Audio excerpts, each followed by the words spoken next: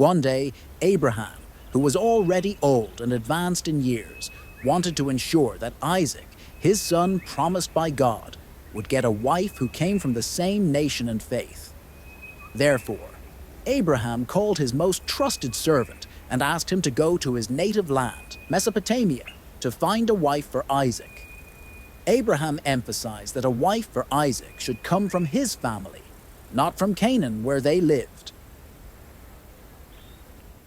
His servant then left with 10 camels and various gifts as a sign of marriage. Upon arrival in the city of Nahor in Mesopotamia, the servant prayed to God that this journey would be blessed. He asked God for a sign that the girl who came to give him and his camel's water was the girl God had chosen for Isaac. Not long after the prayer, Rebekah came, a beautiful young girl who was still a virgin, carrying a jug of water on her shoulders. Rebekah kindly offered drink to Abraham's servant and his camels, just as he had requested in prayer. Abraham's servant then gave Rebekah a gift of jewelry and asked about her family. When he learned that Rebekah was the granddaughter of Nahor, Abraham's brother, he was grateful that God had guided his steps in the right way. The servant then asked permission from Rebekah's family to take her as Isaac's wife. Rebekah's family agreed, but they wanted to wait a few days before releasing her.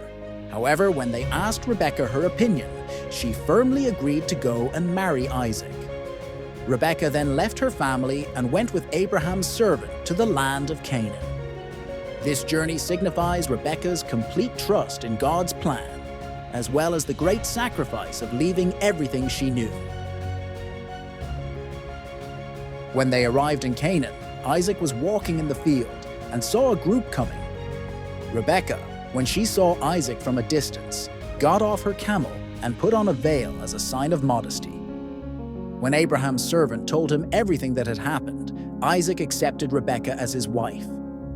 The story ends with their wedding, where Isaac fell deeply in love with Rebekah, and this marriage brought great comfort to Isaac after the death of his mother Sarah. This story explains God's inclusion in every life of his people, including marriage. Isaac and Rebekah were brought together through faith, prayer, and obedience to God's will, and their story is an example of how God worked to fulfill his promises to Abraham and his descendants.